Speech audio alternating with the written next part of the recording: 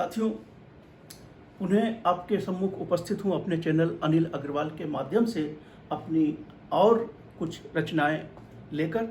आज आपके सम्मुख हास्य की कुछ रचनाएं प्रस्तुत कर रहा हूँ। रचना का शीर्षक है ऐनक। ऐनक यानी चश्मा। ध्यान चाहूँगा कि कल ही हम घूम रहे थे अपने एक ऐनकधारी मित्र के साथ। कि कल ही हम घूम रहे थे अपने एक ऐनकधारी कवि मित्र के साथ, बात ही बात में छिड़ गई चश्मे की बात। कि कल ही हम घूम रहे थे अपने एक ऐनकधारी कवि मित्र के साथ, बात ही बात में छिड़ गई चश्मे की बात। हमने पूछा, कविवर आप अपनी अखियों को इतना क्यों सताते हैं?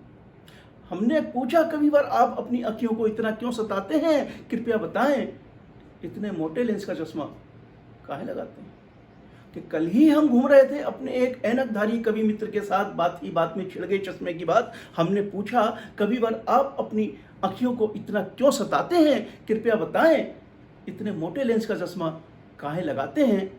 आपका ये शौक है या आई साइड वीक, या यह है पर्सनालिटी का दूध? कि आपका ये शौक है या आई साइड वीक, अथवा यह है पर्सनालिटी का दूध? वो बोले, ये बात मैं किसी को नहीं बताता हूँ। वो बोले, ये बात मैं किसी को नहीं बताता हूँ, पर तुम मेरे परम मित्र हो, तुमसे कुछ भी नहीं छुपाता हूँ। वो बोले, ये बात मैं किसी को नहीं बताता हूँ, पर तुम मेरे परम मित्र हो, तुमसे कुछ भी नहीं छुपाता हूँ। मेरी एक आंख कमजोर है, कि मेरी आंख कमजोर है, कभी कभी दब जाती है, पता नहीं जनता को क्या समझ में आती है। कि मेरी आंख कमजोर है, कभी कभी दब जाती है, पता नहीं जनता को क्या समझ में आती है। ऐनक लगाने से पूर्व हो जाती थी जूते चप्पल और मुक्कों की बरसात। कि ऐनक लगाने से पूर्व हो जाती थी जूते चप्पल और मुक्कों की बरसात। इस कलंक से मुझे ऐनक ही बचाती है। कि मित्रवर, इस कलंक से मुझे ऐनक ही बचाती है। दबती अब भी है, किसी को समझ में नहीं आती है। दबती अब भी है, किसी को समझ में नहीं आती है। दोस्तों, बहुत छोटा सा हंसने गुदगुदाने का कोशिश, 2 लाइनें सिर्फ।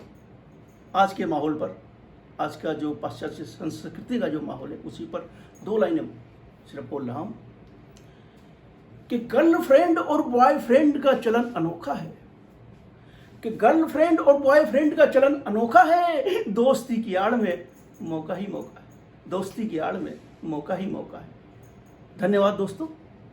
एक बार पुनः आपसे अनुरोध करता हूं कि मेरे चैनल को सब्सक्राइब करके मेरी रचनाओं को लाइक करें, जिससे कि मैं आगे भी आपके सम्मुख और रचनाएं ला करके उत्साहवर्धन हो और भी रचनाएं आपके सामने ला सकूं। धन्यवाद।